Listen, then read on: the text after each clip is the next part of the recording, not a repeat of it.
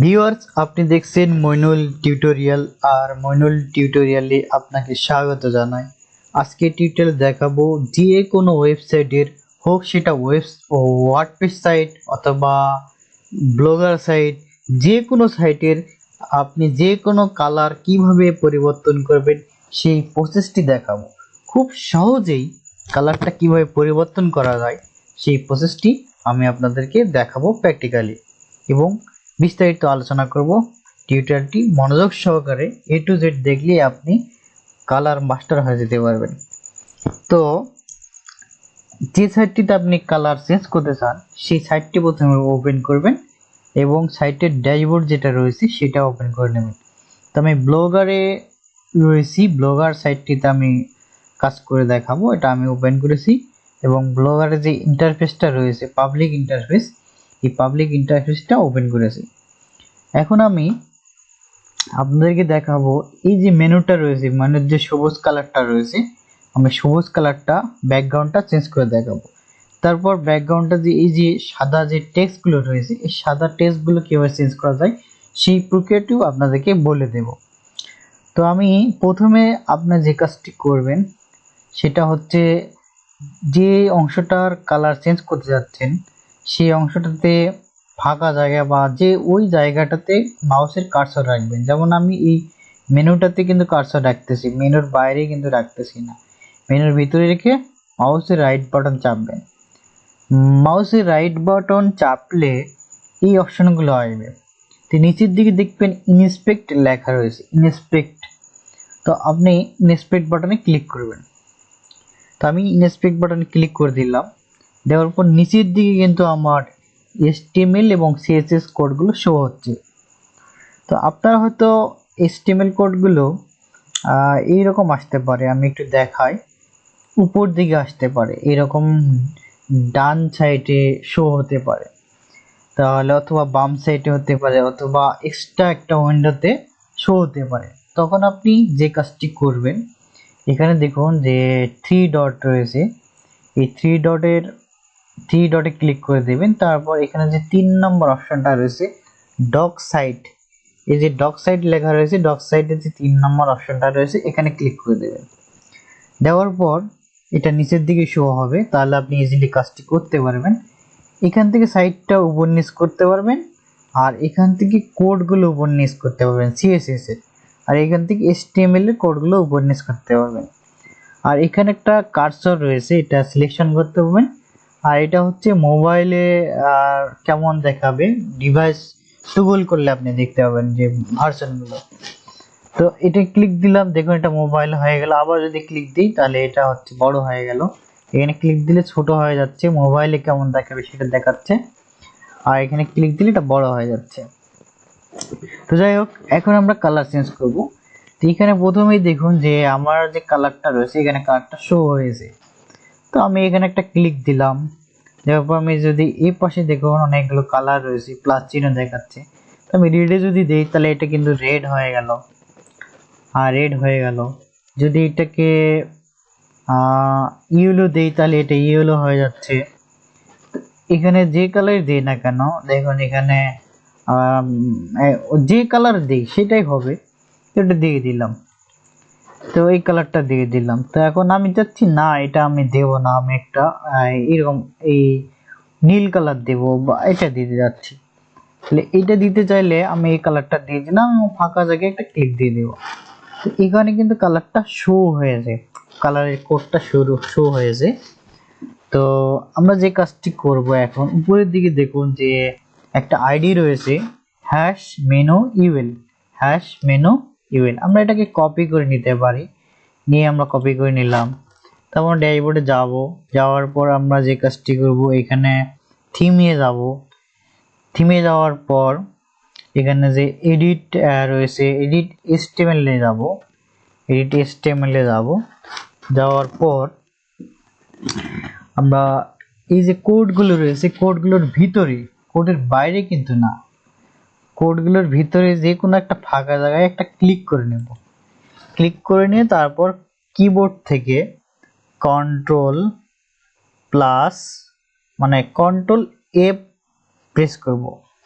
Control F, F for find, find অর্থাৎ find আমরা খুঁজবো, মানে খুঁজবো, এই জন্য আমরা এফ চাপলাম।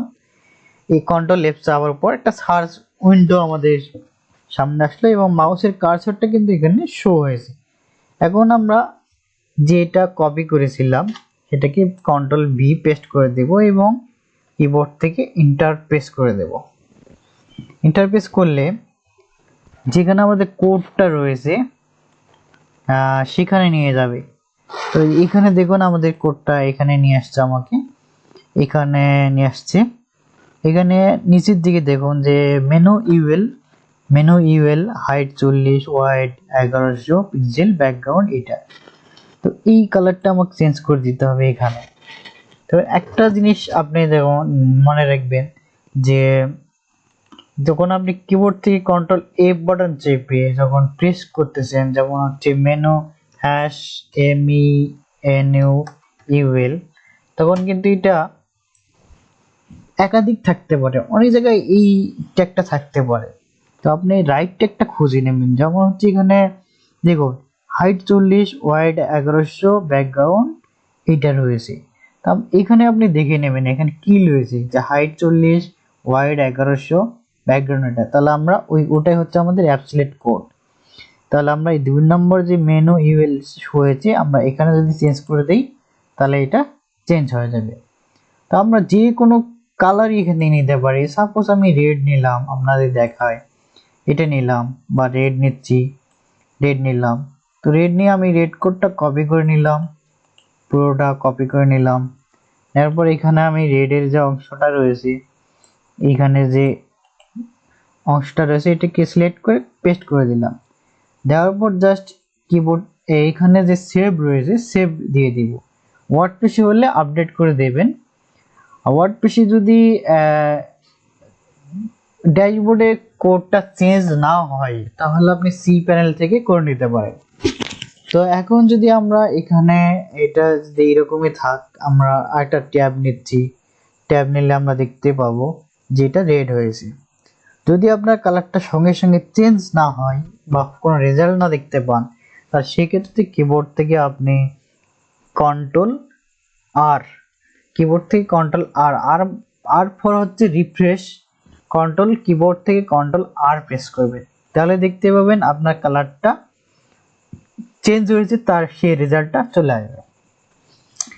এখন এখানে একই প্রক্রিয়ায় দেখুন এখানে আমাদের যে টেক্সটগুলো রয়েছে, টেক্সটগুলোকে আমরা চাচ্ছি একটা সুন্দর একটা কালার দেব, মানে এটা আমি চাচ্ছি যে অন্য একটা কালার দিতে চাচ্ছি, যেমন হচ্ছে আমি ব্ল্যাক দেব। তো ব্ল্যাক দিলে আমি এটা সিলেক্ট করলাম, যে কোনো মেনুর যে কোনো একটাকে সিলেক্ট করলেই হবে, একটা চেঞ্জ করলে সবগুলো হবে। তো আমি একটা সিলেক্ট করলাম, ইন্সপেক্ট করে নিচ্ছি, নেওয়ার পর দেখুন এখানে এখানে মেনু এ রয়েছে, এতে আমরা এখানে কালার দেখতে পাচ্ছি, কালার হচ্ছে এপিএফ রয়েছে। তো আমরা এখানে ক্লিক করে দিলাম, তারপর আমি যদি ব্ল্যাকে ক্লিক করি দেখুন এটা ব্ল্যাক হয়ে গেছে। আমরা ইয়েলোতে ক্লিক করি তাহলে এটা ইয়েলো হয়ে যাবে, ওকে, কালার পরিবর্তন হচ্ছে তাই না? হচ্ছে। তা আমরা ইয়েলোতে দিলাম, দেখবেন যেটা মানানসই, যেটা মানাবে সেটাতে দিব। তো আপনি চাচ্ছেন ওয়েবসাইটেরই একটা অংশে ওই কালারটা রয়েছে ওটা আপনি দিবেন, তাহলে এখানে একটা পেন দেখতে পাবেন, এই পেনে ক্লিক করবেন, করার পর আপনি এইখানে মনে করেন এই কালারটা আমি দিতে যাচ্ছি, এখানে ক্লিক করে দিলাম, তাহলে এটা হয়ে গেল। তাহলে আমাদের কালার চেঞ্জটা খুব সহজেই এভাবে করতে পারলাম। এইভাবে আপনি আপনার যে কোনো কালার, যে কোনো ওয়েবসাইটের কালার আপনি খুব সহজেই পরিবর্তন করতে পারবেন। তো এইভাবে আপনি আপনার যে কোনো ওয়েবসাইটের কালার পরিবর্তন করতে পারবেন এবং অনেক যে টেক্সটগুলো রয়েছে, ফাংশনগুলো রয়েছে সেগুলো চেঞ্জ করতে পারেন। যেমন এখানে আমরা ইন্সপেক্ট করেছিলাম, যেমন কালারটা ইন্সপেক্ট করেছিলাম তখন কিন্তু দেখেছিলাম যে এখানে কিন্তু প্যাডিং রয়েছে, প্যাডিং হচ্ছে 14 রয়েছে। তো আমরা যখনই প্যাডিং এ কার্সর নিয়ে গেছি তখনই কিন্তু প্যাডিংটা দেখাচ্ছে। তো আমরা 14 জায়গায় যদি এখানে প্যাডিংটা বাড়াই, যেমন উপর দিকে এটাকে বড় করতেছি 18 বানিয়ে দিচ্ছি, তখন কিন্তু এটা ফাঁকা অনেক হয়ে যাচ্ছে, দেখুন এটা অনেক ফাঁকা হয়ে যাচ্ছে, মানে প্যাডিং বাড়তেছে। আমরা যদি প্যাডিংটাকে কমাই তাহলে কিন্তু এটা কম, অনেক প্যাডিং কমে ছোট হয়ে গেল। তো এটা 14 ছিল, আমরা 14ই বেস্ট করে দেব, বা 15 16 এরকম কিছু একটা করতে পারি। তো এইভাবে আপনি খুব সহজে কোডের মাধ্যমে, ইন্সপেক্টের মাধ্যমে যে কোনো ওয়েবসাইটের টুকিটাকি কাজগুলো, অর্থাৎ কালার চেঞ্জ, টেক্সট চেঞ্জ, এগুলো করতে পারেন। প্যাডিং হচ্ছে মার্জিন, এগুলো আপনি ঠিক করতে পারেন। তারপর দেখুন এখানে লাইন হাইট রয়েছে, আপনি হাইট চাইলে লাইন হাইটটাও আপনি বাড়াতে পারেন। যেমন লাইন হাইটটা এটা বাড়াচ্ছি, তখন কিন্তু বেড়ে যাচ্ছে, দেখুন এটা বেড়ে যাচ্ছে, বেড়ে যাচ্ছে। আবার এটা যদি আমি কমাতে চাই তাহলে এটা লাইন হাইটটা কি হবে, কমে যাবে। তো এইভাবে আপনি দেখুন, এটা আপনি চাচ্ছেন এটাকে চিকন করে দিতে, তাই এটা চিকন হয়ে গেল। হ্যাঁ, এইভাবে আপনি কাজগুলো করে নিতে পারেন। তো বন্ধুরা, খুব সহজেই কিভাবে আপনি কালার চেঞ্জ করবেন সেই প্রক্রিয়াটি আমি আপনাদেরকে দেখালাম। আশা করি আপনারা খুব সহজেই কালার চেঞ্জ করতে পারবেন। তবে একটি কথা না বললেই নয়, আপনারা যেহেতু নতুন বা প্রথম কাজটি করতেছেন বা টেস্ট করবেন অথবা পুরাতনই হন, তার সেই জন্য সাবধানতা অবলম্বন করতে হবে। সাবধানতা হচ্ছে কি, আপনি কালার চেঞ্জ করার আগে, কোডে অ্যাপ্লাই করার আগে প্রথম যে কাজটি করবেন, এই কোডটা রয়েছে এটাকে কিবোর্ড থেকে কন্ট্রোল-A করে নেবেন, অর্থাৎ পুরোটা সিলেক্ট করবেন, করার পর এটা কপি করে নেবেন। কপি করার পর আপনি এই কোডটাকে নোটপ্যাডে, অর্থাৎ NOTE, আর নোটপ্যাড যেটা রয়েছে, যে এই নোটপ্যাডটা রয়েছে, এই নোটপ্যাডে আপনি কোডটাকে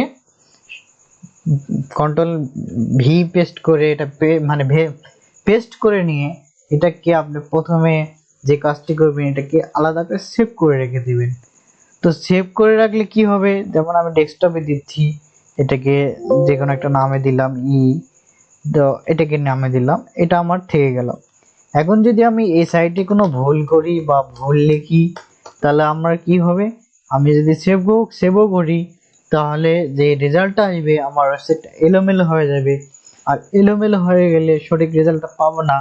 তখন আমি কি করব, তখন আগের যে আমার কপি করা কোডটা রয়েছে, সেই কোডটাকে জাস্ট কপি করে নিয়ে এনে জাস্ট এখানে পেস্ট করে দেব। দিলে আমার ব্যাকআপটা যেটা আমি রেখেছিলাম, এটাকে ব্যাকআপ বলা হচ্ছে, এই ব্যাকআপটা আমি যেটা রেখেছিলাম সেই ব্যাকআপটা এখানে অ্যাড করে নেব। ব্যাকআপটা দিয়ে আমি আগের অবস্থায় ফিরে যাব। তাহলে আমরা অনায়াসে কিন্তু আমরা ভুল করি আর যেটাই করি না কেন, আমরা যদি ব্যাকআপটা রেখে দেই, তাহলে আমাদের হচ্ছে কোডিং করাটা খুব সহজ হবে, কোড এডিট করাটা খুব সহজ হয়ে যাবে। আমরা দুশ্চিন্তায় পড়বো না, আমাদের সাইটটাও ঠিক থাকবে। সেক্ষেত্রে এই সাবধানতা আপনারা অবলম্বন করবেন। প্রথমে আগে কপি করে নিয়ে একটা ফাইলে এটাকে সেভ করে নেবেন। তো বন্ধুরা, আজকের টিউটোরিয়ালটি যদি আপনাদের ভালো লেগে থাকে তাহলে অবশ্যই লাইক, কমেন্ট এবং শেয়ার দিতে ভুলবেন না। আর যদি আপনি আমার চ্যানেলে নতুন হয়ে থাকেন তাহলে চ্যানেলটিকে সাবস্ক্রাইব করে দিন। আর এই চ্যানেলটিতে আরো আরো যাতে ভিডিও নিয়ে আসতে পারি, দারুণ দারুণ ভিডিও নিয়ে আসতে পারি, সেই জন্য অবশ্যই চ্যানেলটিকে সাপোর্ট করবেন, বেশি বেশি শেয়ার করে দেবেন। পরিশেষে ভালো থাকুন, সুস্থ থাকুন, ধন্যবাদ সবাইকে।